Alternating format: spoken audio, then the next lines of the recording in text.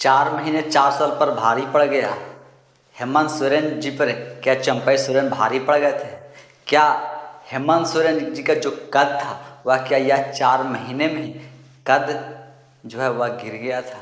क्या 4 महीने में ही चंपई सोरेन जी जो कि एक टाइगर वाली छवि थी उसके छवि में वह और ग्रोथ और कहें कि वह और उछाल आ गया और इतने डर गया कि वह चंपई सोरेन के नेतृत्व में काम करना तो पसंद नहीं किए।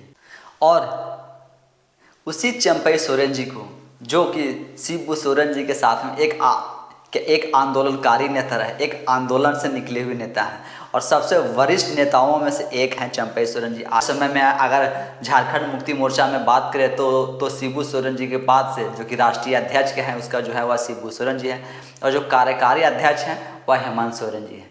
यानी कि देखिए कि पार्टी में पहले से ही पिछला 10-11 टर्म से जो है वह शिबू सोरेन जी हैं वह राष्ट्रीय अध्यक्ष जो है वह जेएमएम का बनते आ रहे हैं। मतलब कहें कि विनोद बिहारी महतो के मौत के बाद से ही जो राष्ट्रीय अध्यक्ष शिबू सोरेन जी जो बनते आ रहे हैं वह आज तक झारखंड मुक्ति मोर्चा का राष्ट्रीय अध्यक्ष बनते रहे। क्या इतने वर्षों में कोई और आदिवासी नेता इनको नहीं मिला? क्या कोई और आदिवासी नेता क्या नेतृत्व करने के लायक या नहीं समझते थे? क्या कोई आदिवासी नेता क्या नेतृत्व नहीं कर सकता था? क्या किसी आदिवासी नेता में क्षमता नहीं थी?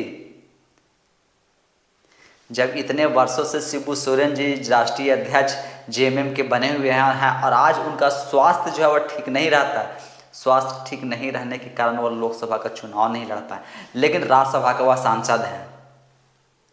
जब उनका स्वास्थ्य ठीक नहीं है, जब वह स्वास्थ्य उनका काम नहीं कर रहा है, जब वह फील्ड में काम नहीं कर सकते हैं, फिर आज किस तौर पे वह राष्ट्रीय अध्यक्ष बने हुए हैं और उनको राष्ट्रीय अध्यक्ष बना के रखा गया है।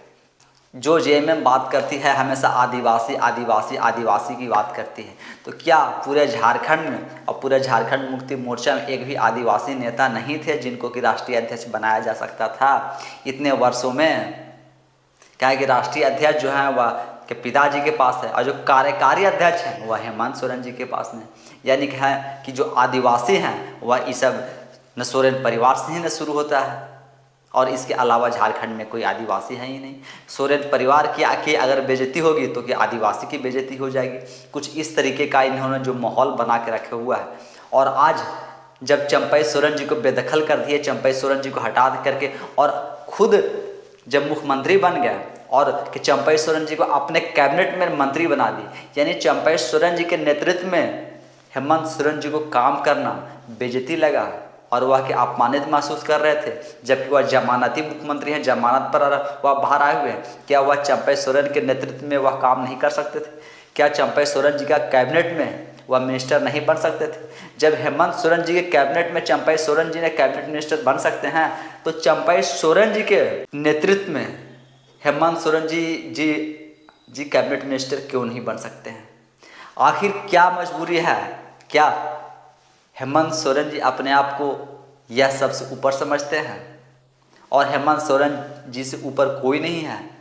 क्या चंपई सोरेन जी जो कि शिबू सोरेन जी के समय से वह राजनीति में हैं, उनके साथ वह आंदोलन से निकल करके नेता बने हुए हैं, लेकिन आदिवासी के नाम पर सिर्फ लूट घसोट और जितना कहें लूटने और खाने की यह कोशिश कर रहे हैं और जो अभी तक करते आ रहे हैं आगे भी यह वही करेंगे। आदिवासी का एक कहें कि एक मुखौटा और कहें चोला एक ओढ़ करके और यह पूरे परिवार चल रहे हैं। जैसा कि आप लोग शपथ ग्रहण में देख ही चुके हैं और शपथ ग्रहण के बाद और जो विधानसभा का जो सत्र जो बुलाया गया था उस सत्र में जिस तरीके से चंपई सोरेन जी जो अपना वक्तव्य 10 मिनट कुछ सेकंड का जो वह अपना संबोधन दिए हैं और जो उनका संबोधन था वह सब भी आप देखे होंगे कि वह किस तरीके से बोल रहे थे और क्या कह रहे थे।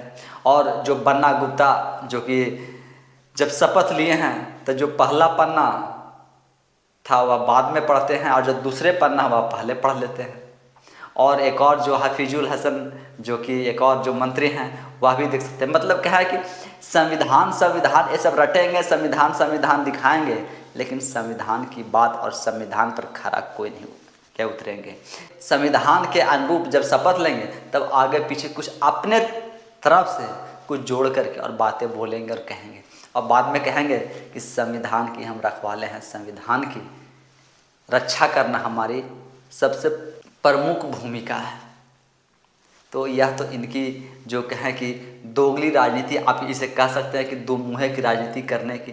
भाई जब हेमंत सोरेन जी आज जमानत पर बाहर हैं, एक जमानती मुख्यमंत्री ही तो हैं, लेकिन चंपई सोरेन जी का 4 महीने का कार्यकाल, जो पिछला 4 साल का कार्यकाल था हेमंत सोरेन जी का, वह के कार्यकाल पर भारी पड़ गया। और भारी इतना पड़ गया कि वह जेल से बाहर आने के 1 सप्ताह के अंदर ही चंपई सोरेन जी को बेदखल करके वह खुद मुख्यमंत्री बन गए और चंपई सोरेन जी को अपने कैबिनेट में वह मिनिस्टर बना लिए। जब चंपई सोरेन जी को आप क्या कैबिनेट में मिनिस्टर बना सकते हैं, तो क्या हेमंत सोरेन जी चंपई सोरेन जी के कैबिनेट में मिनिस्टर नहीं बन सकते थे? क्या हेमंत सोरेन जी अगर क्या कैबिनेट मिनिस्टर बनते तो क्या वह छोटा हो जाते हैं? क्या आदिवासी का अपमान हो जाता? क्या आज कैबिनेट मिनिस्टर चंपई सोरेन जी को बनाकर क्या आज यह आदिवासी का अपमान नहीं हुआ? क्या यह चंपई सोरेन जी का अपमान नहीं है? नहीं, क्योंकि वह सोरेन परिवार से नहीं आते। आदिवासी तो सिर्फ और सिर्फ सोरेन परिवार है। सोरेन परिवार के ऊपर किसी तरीके की ना कार्रवाई होगा तो वह आदिवासियों पर कार्रवाई होगा और आदिवासियों के साथ छल के कहा जाएगा। लेकिन चंपई सोरेन जी के साथ कुछ भी हो, वह भाई आदिवासियों के साथ छल नहीं है, आदिवासियों के साथ तो वह न्याय है। तो इनकी जो यह जो कहेंगे दोगली राजनीति, जो इस तरीके का यह जो राजनीति करते हैं, वह आप सब भी देख रहे हैं। यानी कि जो हैं, जो भी कहें, सोरेन परिवार के ऊपर कुछ भी, कोई भी व्यक्ति कुछ नहीं है। सीधा से बात अगर आप समझे तो पार्टी के जो कार्यकारी अध्यक्ष हेमंत सोरेन, राष्ट्रीय अध्यक्ष शिबू सोरेन पिताजी, सरकार में मुख्यमंत्री हेमंत सोरेन, यानी कहें कि हेमंत सोरेन सोरेन सोरेन सोरेन परिवार ही, सोरेन परिवार के आगे कुछ नहीं है। अगर आज जैसा कि ईडी सुप्रीम कोर्ट पहुंची हुई है, अगर हेमंत सोरेन जी की जमानत रद्द की जाती है तो कल हेमंत सोरेन की जगह कल्पना मुर्मू सोरेन आ जाएगी, यानी उसी सोरेन परिवार के जो सदस्य हैं वह आएंगे। और सोरेन परिवार के आगे कोई भी आदिवासी इतना सक्षम नहीं है, कोई आदिवासी नेता को यह सक्षम नहीं समझते हैं और वह कोई भी आदिवासी को वह इतना काबिल नहीं समझते हैं कि उनको वह नेतृत्व दे सके और वह नेतृत्व कर सके।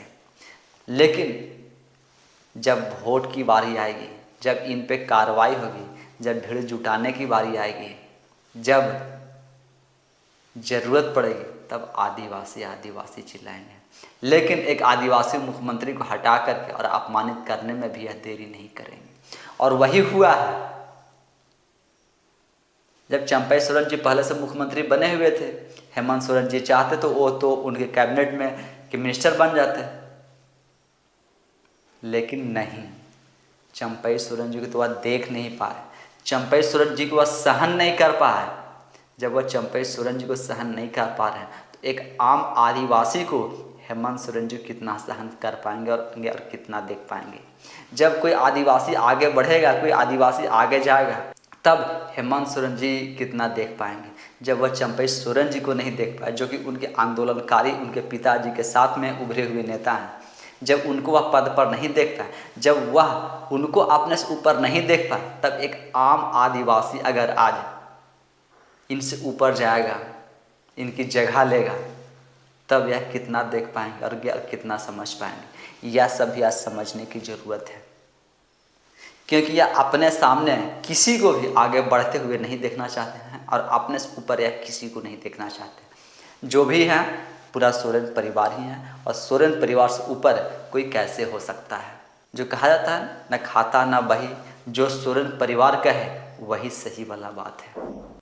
अब आदिवासी भाई बहनों को भी समझना होगा कि यह जब इस तरीके की राजनीति कर रहे हैं, जब यह किसी आदिवासी को आगे बढ़ते हुए नहीं देखना चाहते हैं, किसी को नहीं बढ़ने देना चाहते हैं, तब आप इनके साथ जो हर समय खड़े होते हैं, तब आपका भी समय आया है कि आप भी देखें कि इनके साथ खड़ा होना चाहिए या नहीं होना चाहिए।